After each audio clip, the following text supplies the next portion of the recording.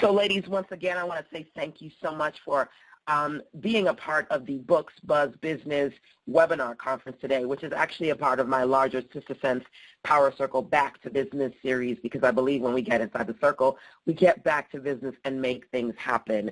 So as always, like I said, I want to make sure you guys are on Twitter, hashtag SSPC13. It's been a wonderful day. As you can tell, I'm a little bit raspy because I'm, just doing a few sessions, but that's just how I do things. I just want to share. I want to commit myself to creating this space for you guys to engage and have a great time. So before we get to the next session, just a few reminders. If you're not already a part, definitely go to jumpstart.sistersense.com so that you can join our weekly sessions.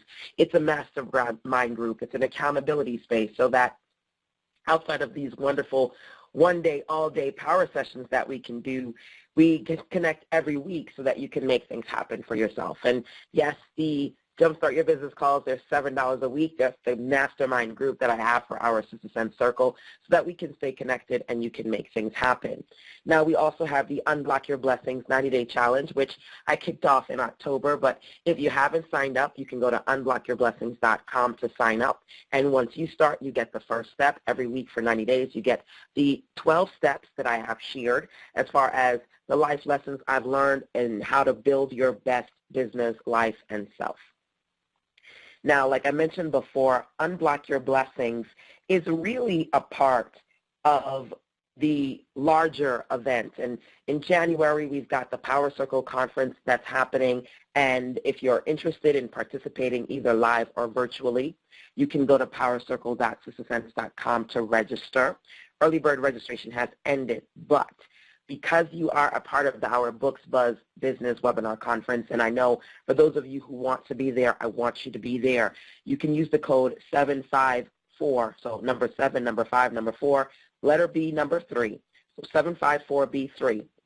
That's basically going to allow you to get $75 off of registration as it is now, either for one ticket, a Bring a Friend ticket, or the virtual registration, which is also available for you, okay? So you've got those options, whether you are going to connect with us virtually for the Power Circle or live coming out, because I love to give hugs, so I definitely want to see you come out at Power Circle 2014, but just it's an opportunity for you to get inside the community and really jumpstart your business with us within the new year. So yes, it's official. We are back inside our Books Buzz Business Webinar Conference. And like I mentioned before, make sure that you're on Twitter, whether you're listening to the replay and then you still go back on Twitter and follow hashtag SSPC. Today, and for at least for the next couple of days, I want you to be able to befriend all the speakers and attendees that are talking so that you can expand your circle, as well as share your book, your website, what you're doing, and who you are, because building your power circle is really what this power circle is all about. So our next speaker is the lovely Rochelle Carter. Rochelle is actually one of the amazing ladies who are inside my insider circle, and we get the opportunity to talk, and I can help her get clear on her sessions and specifically what she needs to do as far as marketing online. But you know what she's amazing at? We've all got our gifts, right? We've all got our talents and our specialties. I don't want to toot my own horn, but I think I'm pretty decent when it comes to building websites and marketing online. Rochelle, she is a powerhouse because she's established her own publishing company, Elcor Publishing, and she's going to talk about that today, specifically talking about the different things that she has learned helping authors and self-publishing versus traditional publishing, helping them get their book out there. One of the wonderful things that she told me, and I said, wow, this is awesome, and she's got it on Elcor Media as well. With her authors, they have published 40 books, and all of them have 4-star and up ratings on Amazon, which I think is pretty commendable. So like I said, one of the things that I like to do when I get you inside the circle is make sure that when you're talking to people, it's not just people, but it's the right people who specialize in something that you need to learn about. And today, of course, the specialty is books, ebooks, magazines, publishing, marketing in that particular arena, okay? So I'm going to stop talking because I'm ready to get you all connected with Rochelle. And let's just see where she is on the call so we can get started. Okay, so ladies, like I said, you are in for a treat. Rochelle is an experienced professional. I'm tongue-tied. Forgive me. Experienced professional, and she's going to talk to you about today 7 things that authors should know before publishing. Okay, so Rochelle, I'm handing it over to you. Thanks so much for inviting me, LaShanda. Today has been really great listening to everyone and all the other sessions. I've really enjoyed myself. So as I was saying before, there are many things that authors wish publishers knew and that authors wish that they knew before they signed their contracts or even submitted their books for publishing. So while I've had a few of my own head-scratching interactions with potential authors, I'm sure that authors have had those head-scratching moments themselves where they're wondering, what's going on, how did I get here, and why are they asking me these questions? So these are the top 7 things that authors should know before publishing that really helps you with marketing your book, selling your book to other traditional publishers, or just selling it to your readers and communicating with them online. So the first thing is that the quality of your first book is key. And what this means is that while you don't want to wait for perfection, you do want to set some standards for yourself so that you know that your first book is something that you can build on, because this is where you start getting your audience, this is where you start interacting with your readers. So it's very important for you to edit, re-edit your book, and print out proofs whenever possible. So this doesn't mean that you get a paperback copy of your book. While that's nice to have, I mean just even with your manuscript. Print out your manuscript, read it over, read it backwards, read it out loud.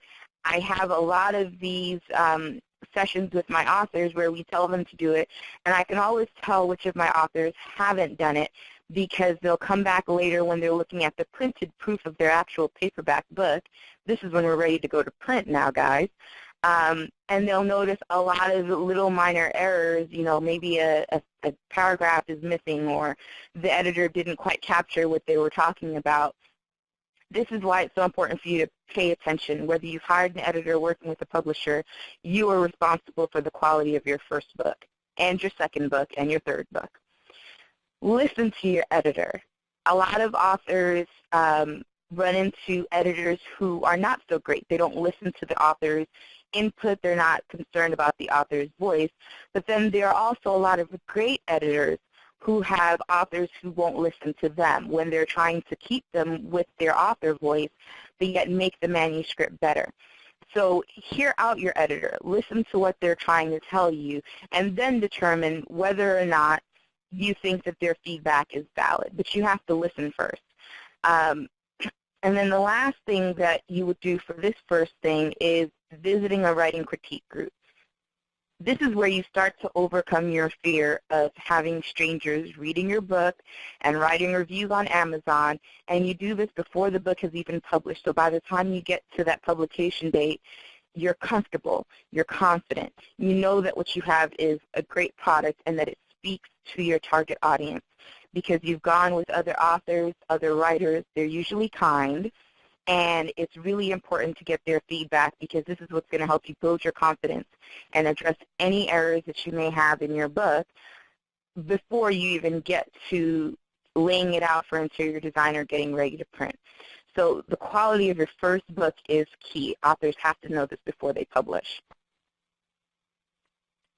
The next thing that authors should know but don't necessarily always think about is setting your book in an easy-to-market location. So this is something that comes up generally when you're still in the writing phase that authors don't necessarily think about. But if you set your book in Timbuktu, Georgia, no one lives there. No one cares about that place. And while people may really enjoy your writing, they won't necessarily buy your book because of the location or because of, you know, the topic or anything like that. So these are little tiny things that can help make your book more marketable. Because if you set it in Athens, Georgia, then you can go to Athens. You can present it to different clubs out there, book groups. There are even regional awards that books can be entered into that will allow you to sell your book to this marketplace without having to work extra hard. Some of that work's already there. It's set in Athens, Georgia. There is a regional award for books set in Athens, Georgia. That's step one. You're already in there. Now all you have to do is apply. Be able to explain the location choice, however. You can't just pick a place and not know anything about it. You also want to be able to explain to the reader why you chose this location and why you think it's important for them to care for it. So a lot of authors will sometimes set it in their hometown or just some place that they know a lot about, because that helps with their credibility on using it as a marketing tool. So be able to explain your location choice. Reach out to local readers, stores, and libraries. So if your book is set in a particular location, whether it's greatly marketable or only a little bit marketable, I'm sure that they've got libraries, they have stores. There are few readers there, at least one or two. You want to reach out to them, even if it's a small location. Reach out to the local library stores. This is just another way to get your book out there, and it's fairly simple to do, you know, if you're looking at a location that you've already picked, because now you know I'm going to go to Athens. I'm going to approach the libraries out in Athens and tell them, hey, you know, not only am I a local author, but this book is set locally in your town. You should carry this in your library store. So this is just another tool that you can have. Look for potentials. So if you're working on a series or anything like that, think about locations that may not necessarily be well represented. So this, once again, this is in the writing phase. But when you look for potentials, then that can open you up for placing a book in a location that is underrepresented. So I personally live in Portland, Oregon, and we've got a lot of stuff out here in Portland, especially as far as movies. But I haven't necessarily read a whole lot of books about, say, Salem, Oregon. So a few hours south might be interesting. I live out here. I can easily find out information about that. That's a potential area that if I were to finish my fiction book that I'm working on, I could reset it in Salem, Oregon, and pitch it to some folks out in Salem. Number 3, once you finish writing, expect more work. I don't know if you've caught the theme of Books Buzz Business, but there is a lot of work involved. Kimberly talked a little bit about this, I believe it was. Tamika talked about this. Ty talked about this. LaShanda talked about this. There's marketing that needs to happen, book proposals that need to be written, editing that needs to be done. There's just a lot of work when you're done with your writing. So as an author, you have to expect that there's always going to be more work. You're never done because you said, oh, I put the end at the end of this book. Now I'm going to move on and go on to the next thing. You have to find your marketing niche. Figure out where people are and whether or not these are people that you can sell your book to, whether these are readers that you can sell your book to. You don't want to be too broad, as I stated before. You want to really find a niche that connects for you personally and build from there. So some people are Christian writers. You can narrow that down even further and be a Baptist Christian writer. And then you're marketing to a specific niche group of Baptist Christian readers who, you know, they recognize the theory that's in your book, they recognize the Christian theology that you're using, and it really helps you target and start with them who love your book, give you great reviews, and then you can expand out to the general Christian marketplace with your book and say, hey, look at all these great reviews that this Christian fiction book has had. You know, you drop the Baptist part of it, and you expand on that, but you start with your niche. Engage with supporters. I can't tell you how much it means to so many people when you just say thank you. It takes a lot of time at times, you know, especially when you're doing a promotion and you're getting reviews left, right, and center, or you're just trying to find people to talk with online, things like that. You know, say thank you. Engage with them. Let them know that you've read their post. Let them know that you've seen that they've retweeted something that you've posted. It can become overwhelming at times, but that engagement is what helps you build up your marketing platform, build up your author platform, and sell yourself as an author. So you have to reach out to them and let them know, hey, I see you. I know what you're looking at. I know what you recently posted about. And as an author, I appreciate you taking the time to give me feedback. And this includes when you get negative feedback. So negative feedback, it's terrible, but you're going to get at least one or two. Expect it. Be polite about it. Say thank you for taking the time to read my book. Test your limits. So there are a lot of elements of writing your book, marketing your book, publishing your book. And one of the things that I like to tell my authors is, don't just throw your hands up in the air and say, it's not possible, I don't want any parts of it. Learn more about it. Learn more about the marketing process. Learn more about the publishing process. And once you do that, you'll be able to better know what areas you're willing to continue doing that work in and what areas you want to hire somebody to handle it for you. So don't be afraid to invest in yourself and to spend a little money when it's necessary, but test your limits a little first. Find out exactly if you're capable of doing the social media thing, or if you know what, I'm really just interested in writing books. I have no interest in doing social media. I'll just hire somebody and handle it that way. So number 4, authors sell books better than publishers. I know some authors know this, but not every single author knows this, and every single author should remember this. People sell books better than companies because people like to talk to other people. When you are an author, you have to put yourself out there for your readers to get to know you, and it's not just online, in person. Go into the bookstores, go into the library, go into the local publishing resource center if you have one. Get to know people because these engagements are what's going to help you sell books. It's not enough to just get on the bookshelf. Publishers get you on the bookshelf, but once your book is carried by Barnes & Noble, people have to go into Barnes & Noble and order that book, or else Barnes & Noble will no longer carry your book after a while. And no one will be able to order it because eventually it will fall off of their website as well. So don't just focus on, well, is my book on Amazon? Is my book on Barnes & Noble? Is my book in Powell's? Those are all great places to be, but once you get them there, keep working. Get them off the shelf. Let people know where your book is available. Let people know locally, hey, this local Powell's store has my book, The 7-Step Guide to Entrepreneurship. They've got it in stock. Go get your copy today. You can even do promotions around local stores that are carrying your books. But this helps them to want to order more books, and it helps your publisher keep your book moving because then they'll go to other cities and they'll order in various locations. Build your platform online and offline. So this goes right back to what I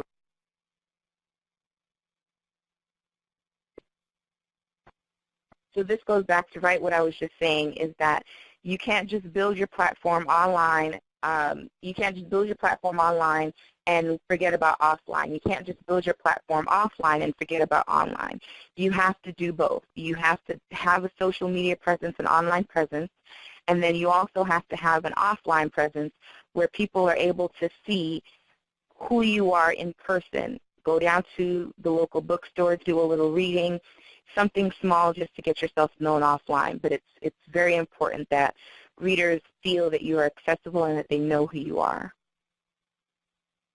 The last one is always one that my authors, they hear this from me a lot, and this is really key. And so I know that you've already read it, and I'm going to say it because real supporters buy books. And what that means is that if someone truly is supporting you in your family or in your friend group, they're going to buy at least a copy of your book.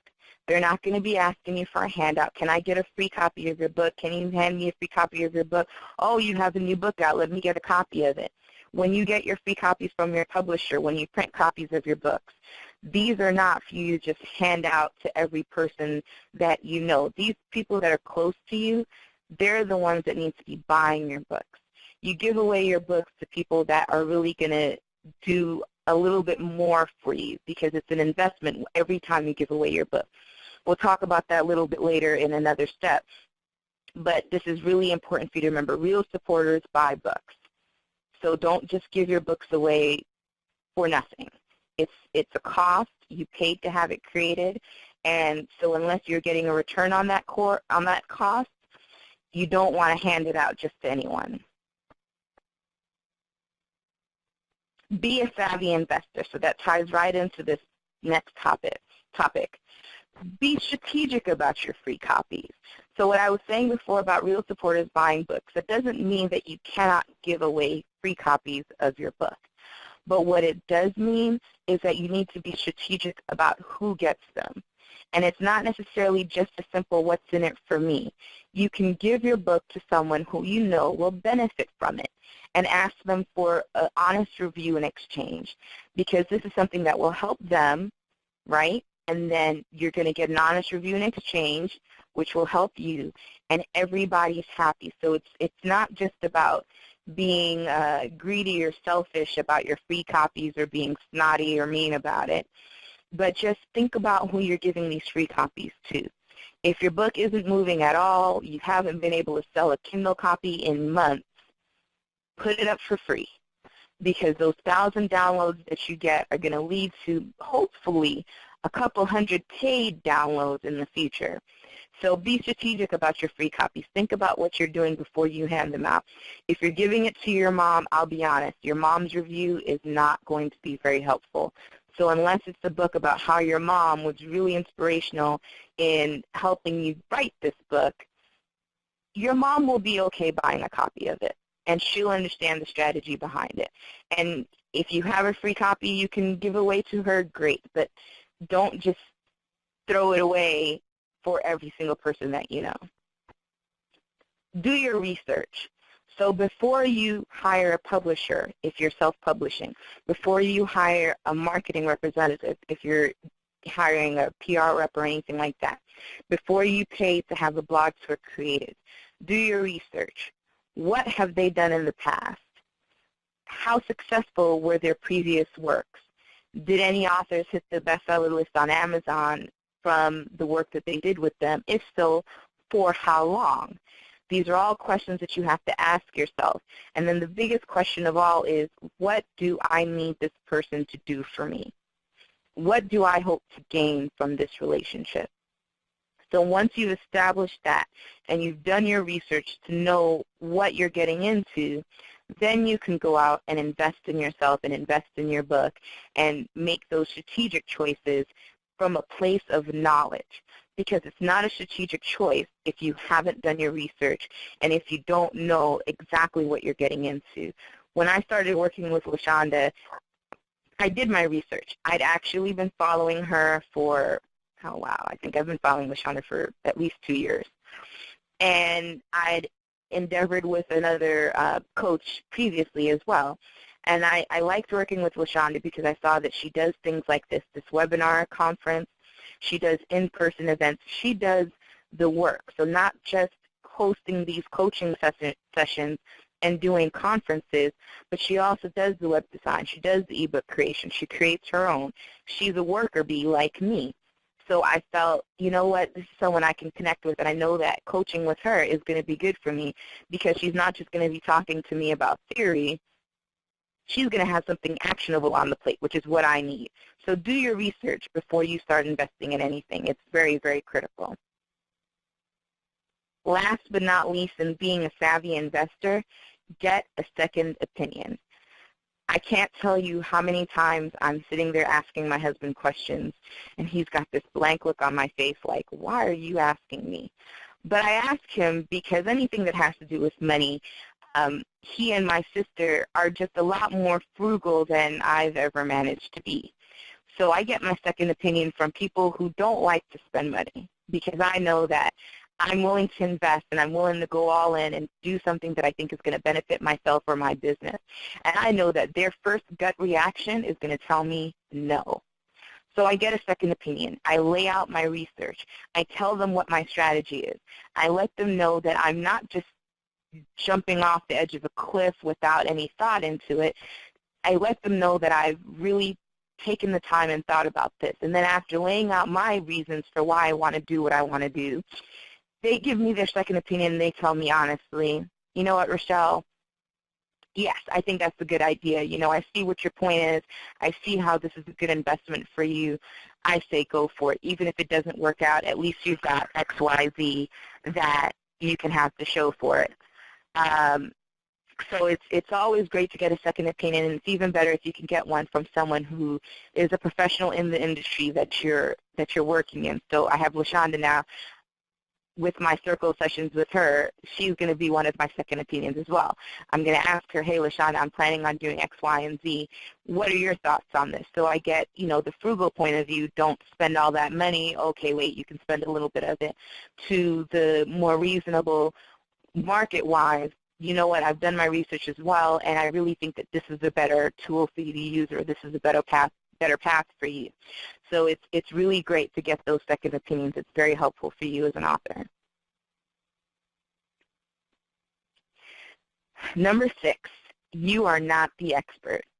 So this is a really interesting one, because authors will nod their heads and they'll say, and I'm an author too, so we nod our heads and say, yes, okay, we're not the expert. But sometimes that gets lost in translation, because you're committed to your book title, you're committed to your topic, you're committed to whatever it is that you think your niche is, and it's really hard to pull yourself away from that, all of this that you've invested yourself in, and to really hear when someone who has more experience than you is saying, you know what, Rochelle, that's really not a good idea. We have to be able to listen. And listening doesn't mean that you throw your own opinions out the door. It doesn't mean that you can't make a different decision than what's being recommended to you. But that's why this is bold, red, all caps. Just listen. Hear what people have to say. Hear what the feedback is. And then once you've listened and heard without speaking, like Tamika mentioned, listened and heard, and you've internalized it, you understand it, you know where they're coming from, then you have to go forward and, in a willing manner, figure out what your next step is going to be. So it's not to put down us as authors or writers, or to say that our opinions don't matter, but you have to be willing to work with the professionals. If LaShanda, she's been doing graphic design for how many years? I have never done a lick of graphic design really in my life. I've put together little ebook covers and things like that for my mom, and done some things for my family members, but I'm not an expert on graphic design.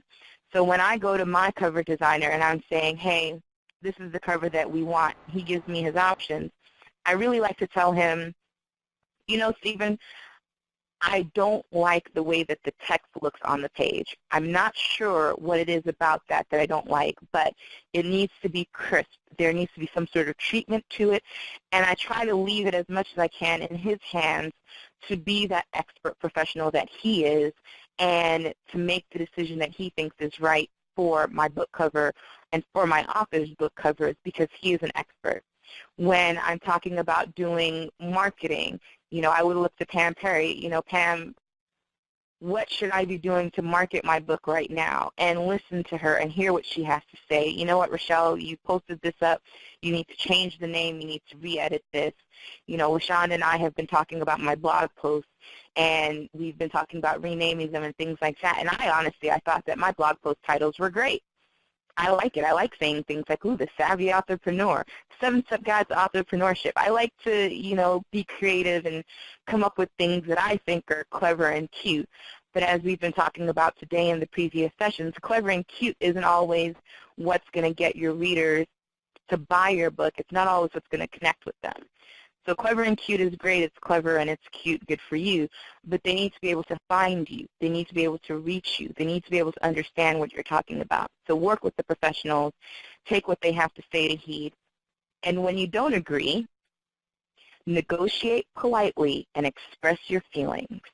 This is something that is not against the law or against the rules of publishing, right? So you listen, you're willing to work, and then you negotiate politely. You know what? I really feel strongly about this title because X, Y, and Z.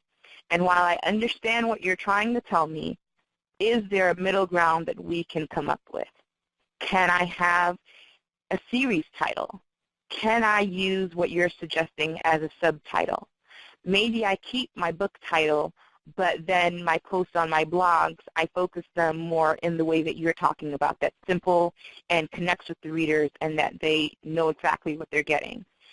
So there is a way for everyone to, not everyone to be happy, but for you as an author to feel as if your voice has been heard, and for the professional that you're working with to feel appreciated because you are taking up their time too, working with them. So everyone feels heard, and then something happens in the middle there that readers will love, that the author comes up with something that is a combination of clever, cute, easy to understand, easy to access, and readers love it. It's got everything wrapped up in it, but it's because you're working with experts, you're working with professionals, you're able to negotiate politely and express your feelings so that you can come up with the best product ever. So the last step, I apologize if I've been talking kind of quickly, that is a bad habit of mine, but the last step is you do not need permission to talk about your book. And I actually have had an author that I'm working with say to me, Rochelle, I didn't know that I could talk about this. I didn't know that I could mention that. Is it okay if I say X, Y, and Z? Talk about your book. This is the easiest way to create a blog. You don't have to be great. You don't have to write a billion words. It could be 200, 300 words, just something to get you started and get you in that mind frame of creating a blog and writing on Facebook and posting on Twitter, whatever it is your drug of choice is for social media. But talk about the writing process. How did you decide on the characters for your book? Do you like your main character? Do you hate your main character? If it's nonfiction, where did you start out? Tell us a little bit about the beginning of your life. Tell us a little bit about the point in time that you decided that you needed to write an autobiography. I have one author who, his name is David Jackson. He's the official DJ for the Portland Trail Blazers out here in Oregon. And the reason he wrote his book, The Man Behind the Music, was because he kept getting people that would say things to him like, David, you just don't understand. OG1, you don't know where I came from. DJ OG1, what do you know about growing up in the hood? What do you know about everything that I've been through in my life? You're successful. You make money. You're the official DJ for the Portland Trail Blazers. You've got sneakers named after you. You don't know anything about the struggle. And he realized, I have to tell people about my process. I have to tell people about myself. And that's where he started out with his autobiography, was to just put something together where people know, hey, this is why I'm a philanthropist now. This is why I engage with the youth, because I've been there. I grew up in what people perceive to be a cult. I had a whole lot of things happen to me. My mom's been in jail. You know, I didn't just start out with a silver spoon in my mouth. So talk about that process, why you decided to write your book. Your publishing plans. What are you planning to do next? Are you self-publishing? What phase are you in? What publishing companies are you looking at? Like I said, all very simple. It seems very, you know, why do people care about that? People don't really care about that. But readers, when they come back to look at your page and they come back to do research on you because they read your book and they love it, now they want to know more about who Ty is, Ty can point them out to her original blog or her old blog post or anything like that and say, okay, this is my writing process, and this was how I decided to publish the way that I did. So you can say you're doing submissions, what companies have you submitted to, you know, even a little bit about the rejection process, because authors get that a lot. When you're not self-publishing, when you're seeking a traditional publisher, there's a lot of rejection that happens there. So talk about your publishing plans. It's really something that you can find helps other authors, helps other writers, and helps readers understand where you're coming from. And it's a really easy way to help market yourself that doesn't involve you, you know, hiring anyone else necessarily to write your story. You know all the answers to these questions. The last thing that you should always talk about is your book release. When's it coming out? My book release is in March 2014. try to work that into as many conversations as I can. And I'm doing a soft launch currently. And the only reason I haven't done blog posts about it is because I do a lot of blog posts on other things, but I probably will go back and take a little bit of my own advice and put together something about how I came up with this book so that I have a blog post about it. But you don't need permission to talk about your book's release date. You don't need permission to talk about, if the date has been pushed. You don't need permission to talk about, you know what, actually my publication's been canceled, I decided to self-publish. These are not negative things. These are just a part of the process, and people like to know about it. So don't feel self-conscious about posting about your book release. Don't feel self-conscious about talking about your publishing plans. Do not feel self-conscious about talking about the writing process. You're not posing yourself as an expert or anything else like that, and it's very low pressure for most authors and writers to get started. So just blog, tweet, post on Facebook, put it on LinkedIn. Just let people know what's going on with you. It's something that will definitely help you to get started without doing something that's just out of your league. You don't have to build a huge fancy blog to start with this sort of thing. So marketing seems really daunting. So just talk. Tell people about your book from the time it's done. Talk about when it's coming out, when you started editing, when your book cover is ready.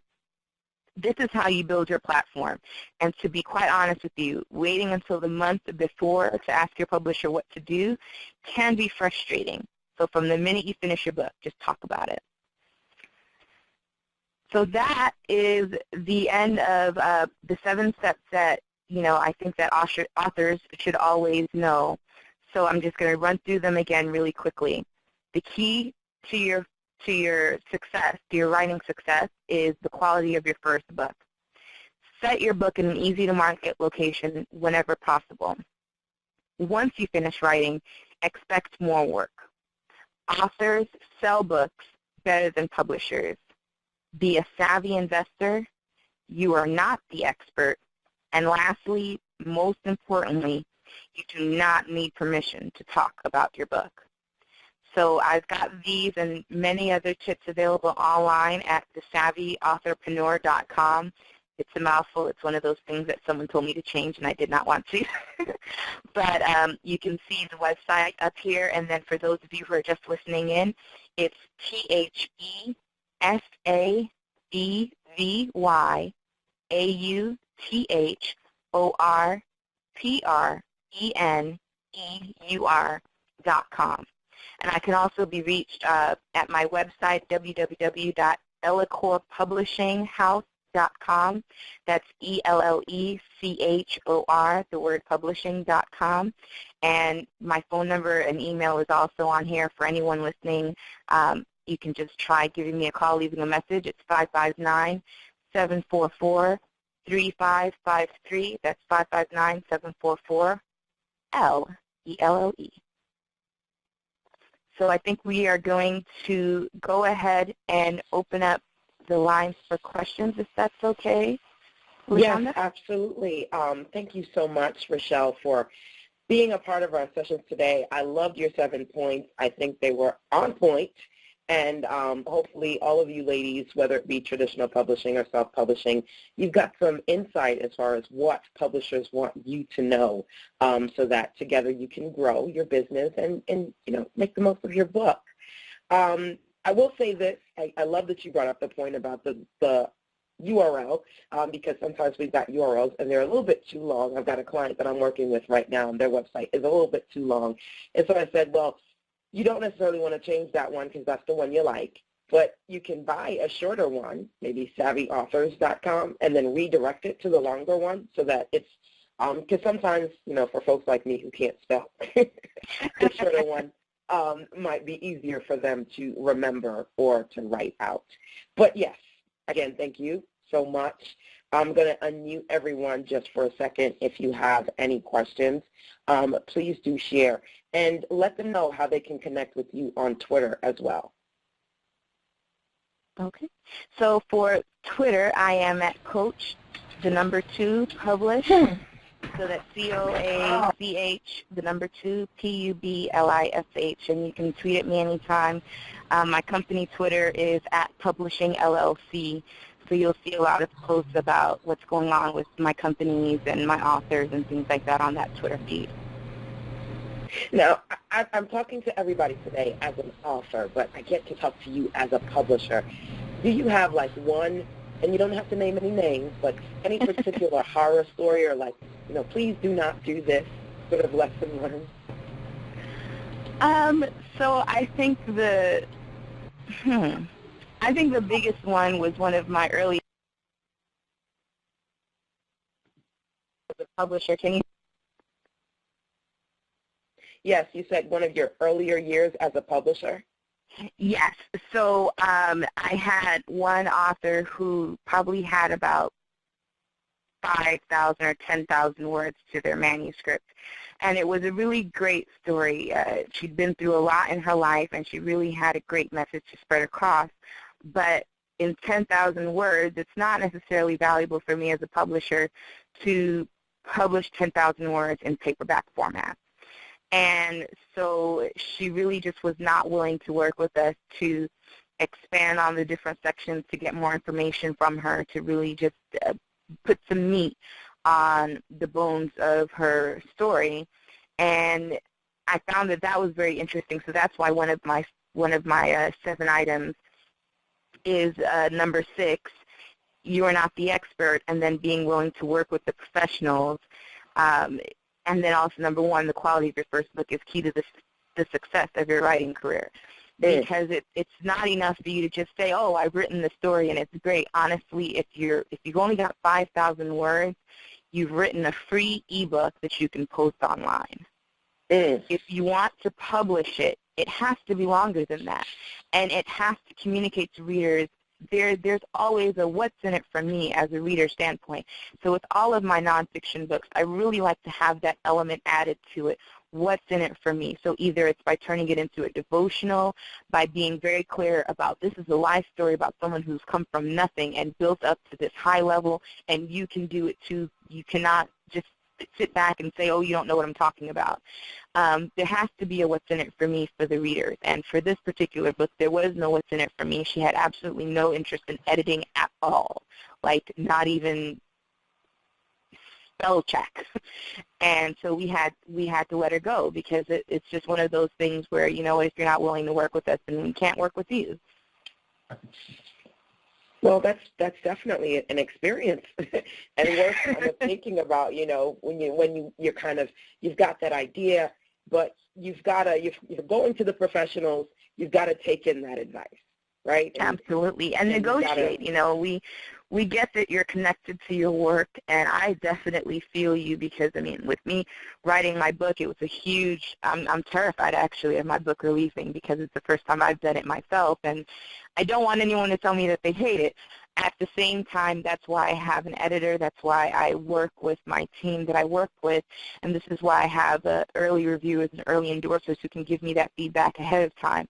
I hear what they have to say. If I don't agree with them, negotiate politely, and really just make sure that if I decide to dismiss what's being told to me, that I fully understand why I'm dismissing it. And then if I'm not going to dismiss it, really make sure that I deliver what they're asking of me.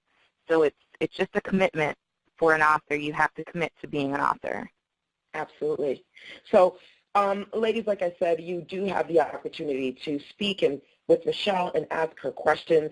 You did just mention your book, so I would actually like you to just kind of let us know how ladies can pre-order it or get updates from you so they know when it's actually launched. So my book is available for pre-order at the beautifully long web address that I told you guys before, thesavvyauthorpreneur.com. And then it's also available. Out? Helpful, by the way? Tweet it out. Oh, yes, I will tweet it out. It's also available at a much shorter website, christianbookstoday.org. Oh, okay.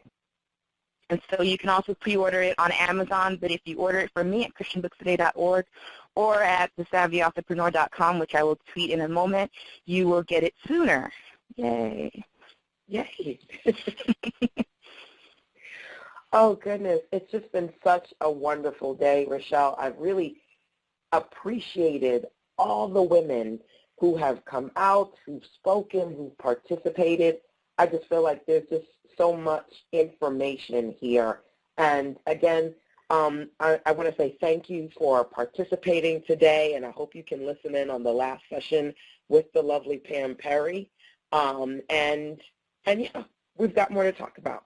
Yeah. Absolutely. I'll be on the line. Thank you so much for having me. Thank you.